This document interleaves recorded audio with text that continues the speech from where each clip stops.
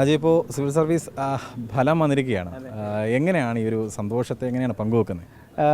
ഒരു ഒരു ലോങ് മാരത്തോണിൽ നമ്മൾ ഫൈനലി നമ്മൾ പറഞ്ഞ PDF നമ്മുടെ പേര് കാണുന്നു. പിന്നെ നേരത്തെ എനിക്ക് 730 റാങ്ക് ഉണ്ടായിരുന്നു 2024 പരീക്ഷയിൽ. അപ്പം ഞാനത്ര സാറ്റിസ്ഫൈഡ് ആയിരുന്നില്ല എൻ്റെ റാങ്കിൽ. അപ്പോൾ അതിനൊരു മാറ്റം വരുത്തണമെന്ന് വിചാരിച്ചിട്ടാണ് ഈ അറ്റംപ്റ്റ് നടത്തിയിട്ടുണ്ടായിരുന്നത്.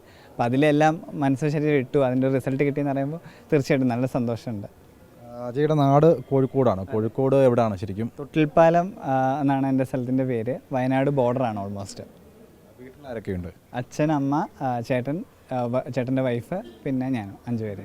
രണ്ടാം തവണയാണോ ഇപ്പോൾ ഈ ഒരു 109ാം റാങ്കിലേക്ക് എത്തുന്നത്? അല്ലല്ല, എൻ്റെ സീരിയസ് ആയിട്ടുള്ള 3ാമത്തെ അറ്റംപ്റ്റും അല്ലാതെയുള്ള 5ാമത്തെ അറ്റംപ്റ്റും ആയിരുന്നു. എങ്ങനെയാണ് ഈ ഒരു യാത്രയിൽ? ലീഡ് ഒരു കുടുംബം പോലെയാണ്, മറ്റൊരു കുടുംബം കോഴിക്കോട്. ഇപ്പോൾ ഈ ഒരു ഫലം വന്നപ്പോൾ തന്നെ അച്ഛനും അമ്മയൊക്കെ വിളിച്ചിരുന്നോ? അപ്പോൾ തന്നെ വിളിച്ചിട്ടുണ്ടായി, ചേട്ടനെ വിളിച്ചിട്ടുണ്ടായിരുന്നു. അത് കഴിഞ്ഞ് പിന്നെ ലോഡ് ഓഫ് ഫോൺ കോൾസ്. പിന്നെ ലീഡിലും വരണമായിരുന്നു തീർച്ചയായിട്ടും, കാരണം എല്ലാം എനിക്ക് എന്തൊക്കെ കിട്ടിയിട്ടുണ്ട് അതെല്ലാം ലീഡാണ്. സോ അതുകൊണ്ട് ലീഡിലും വരണമായിരുന്നു. സോ അതുകൊണ്ട് പെട്ടെന്ന് നേരെ ഇങ്ങോട്ടേക്ക് വന്നു. വീട്ടുകാരെ ഈ ഒരു സന്തോഷം എങ്ങനെയാണ് പങ്കുവച്ചേക്കുന്നത്? ഇപ്പോൾ വീഡിയോ കോളൊക്കെ ചെയ്തിരുന്നോ? അതെ, അവരപ്പോൾ തന്നെ വിളിച്ച സന്തോഷം. അവർ കഴിഞ്ഞ വർഷം അവർ ഇതിൻ്റെ ഇത് കണ്ടിട്ടുണ്ട്, ഈ ഒരു സെലിബ്രേഷൻ്റെ കാര്യങ്ങൾ.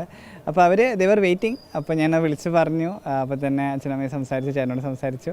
അത് കഴിഞ്ഞ് പിന്നെ നേരെ ഇങ്ങോട്ടേക്ക് വരികയായിരുന്നു. സോ അതുകൊണ്ട് കാര്യം ഡീറ്റെയിൽ ആയിട്ട് സംസാരിക്കാൻ പറ്റിയിട്ടില്ല. സിവിൽ സർവീസിന് തുടക്കം മുതൽ ലീഡിൻ്റെ ഭാഗമായിരുന്നു, അല്ല മറ്റേതെങ്കിലും സെൻറ്ററുകളിൽ കോച്ചിങ്ങിന് പോയിട്ടുണ്ട്? ഇല്ല, തുടക്കം തൊട്ടേ ലീഡിൽ തന്നെയായിരുന്നു. കാരണം എല്ലാ വർഷവും ലീഡ് ഇങ്ങനെ UPSC പാറ്റേൺസ് വെച്ചിട്ട് ഇന്നോവേറ്റ് ചെയ്യും. അതായത് എന്താണ് UPSC ഇപ്പോഴത്തെ ട്രെൻഡ്, അതിൽ നമുക്ക് എങ്ങനെ ആൻസർ എഴുതാം. അപ്പോൾ അത് എനിക്കെപ്പോഴും ഭയങ്കര കൺവിക്ഷൻ ആയിരുന്നു. അപ്പോൾ ആ പ്രോസസ്സിനെ ട്രസ്റ്റ് ചെയ്താൽ റിസൾട്ട് കിട്ടുന്നു. പിന്നെ ഓൾറെഡി എൻ്റെ സ്റ്റഡി സർക്കിളിലുള്ള എൻ്റെ സീനിയേഴ്സ് ജൂനിയേഴ്സ് ആയിട്ടുള്ള കുറേ പേര് സർവീസിലുണ്ട് ഓൾറെഡി, IAS, IPS, IFS ഒക്കെ ആയിട്ട്.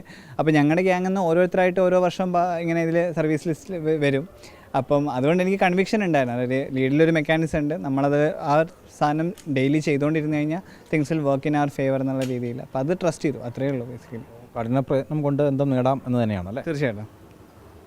പൊതുവിൽ വീട്ടിലുള്ള അച്ഛനും അമ്മയൊക്കെ എങ്ങനെയാണ് എന്ത് പറയുന്നു? ഇപ്പോൾ ഈ ഒരു 109ാമതിലേക്ക് എത്തുമ്പോൾ സ്വാഭാവികമായിട്ടുള്ള അജിയുടെ അടുത്ത എഫേർട്ടിന് എന്തായാലും ഒരു സന്തോഷം ഉണ്ടാവുമല്ലോ? അല്ല, അവർക്ക് സന്തോഷമാണ്. കാരണം അവർ എപ്പോഴും ഞാൻ എന്ത് തീരുമാനം എടുത്താലും അവർ എപ്പോഴും സപ്പോർട്ട് ചെയ്യുന്നതാണ്. അപ്പോൾ അവർ തന്ന സപ്പോർട്ട്, ഇപ്പം ഒരാൾ നമ്മളെ സപ്പോർട്ട് ചെയ്യുമ്പോൾ നമ്മൾ ആ റിസൾട്ട് എത്തിച്ചു കൊടുക്കുമ്പോൾ അവർക്കുണ്ടാകുന്നൊരു പ്രൗഡും അഭിമാനമൊക്കെ ഉണ്ടല്ലോ. സോ ഐ തിങ്ക് അത് അവർക്ക് ഉറപ്പായിട്ടും ഉണ്ടാവും. എത്ര കൊല്ലമായി തിരുവനന്തപുരത്ത് ഇപ്പോൾ ലീഡിൻ്റെ ഭാഗമായിട്ടുണ്ട്? ലീഡിൻ്റെ ഭാഗമായിട്ട് ബേസിക്കലി ഞാൻ ഒരു 4 വർഷമായി ലീഡിൻ്റെ കൂടെ ഉണ്ട്. 5 വർഷമായിട്ട് ലീഡിൻ്റെ കൂടെ ഉണ്ട്. പക്ഷേ ഞാൻ ഇടയ്ക്ക് ക്രൈസ്റ്റ് കോളേജ് ഇരിഞ്ഞാലക്കുടയിൽ ഞാൻ വർക്ക് ചെയ്യായിരുന്നു. ഞാൻ അവിടുത്തെ ഇംഗ്ലീഷ് ഡിപ്പാർട്ട്മെൻറ്റിൽ അസിസ്റ്റന്റ് പ്രൊഫസറായിട്ട് വർക്ക് ചെയ്യായിരുന്നു. അപ്പോൾ ആ സമയത്ത് റിമോട്ടായിട്ടായിരുന്നു ലീഡുമായിട്ട് ഡീൽ ചെയ്തുകൊണ്ടിരുന്നത്. ഓൺലൈനായിട്ടായിരുന്നു ബാക്കി കാര്യങ്ങളൊക്കെ ചെയ്തിട്ടുണ്ടായിരുന്നു. അജയ് UG PG ഒക്കെ ബിരുദമൊക്കെ ഇംഗ്ലീഷായിരുന്നു? അതെ, ഡൽഹി സെൻറ്റ് സ്റ്റീഫൻസിലായിരുന്നു UGയും PGയും ചെയ്തിട്ടുണ്ട്. 2022 പാസ് ഔട്ട് ആയത്. 21 തൊട്ട് 25 വരെ ക്രൈസ്റ്റ് കോളേജ് ഇരിഞ്ഞാലക്കുടയിൽ ഫാക്കൽറ്റി ആയിട്ട് വർക്ക് ചെയ്യുകയും ചെയ്യായിരുന്നു. റിസർച്ച് അങ്ങനെ എന്തെങ്കിലും പ്ലാൻ ഉണ്ടോ ഇനി? എനിക്ക് JRF ഉണ്ടായിരുന്നു. ഇനിയിപ്പോൾ തീർച്ചയായിട്ടും സർവീസിൽ നമുക്ക് തീർച്ചയായിട്ടും ഫർദർ സ്റ്റഡീസിനുള്ള ഓപ്പർച്യൂണിറ്റീസ് ഇഷ്ടം പോലെ ഉണ്ട്.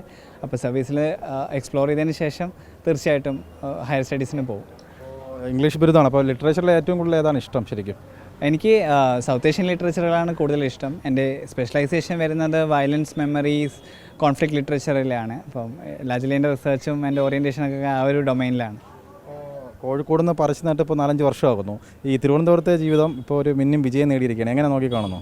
അല്ല, കോഴിക്കോട് നിന്ന് ഞാൻ ആക്ച്വലി 10 കഴിഞ്ഞിട്ട് പറിച്ചിട്ടുണ്ട്. ഞാൻ +1ഉം +2ഉം ഇവിടെ സെയിൻറ്റ് തോമസ് സെൻട്രൽ സ്കൂളിലാണ് ചെയ്തിട്ടുണ്ടായിരുന്നത്. സോ ഞാൻ 2015 തൊട്ട് ഇവിടെ തിരുവനന്തപുരത്തുണ്ട്.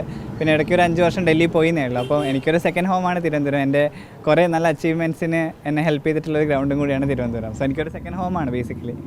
എല്ലാവിധ ആശംസകളും. Thank you sir, thank you.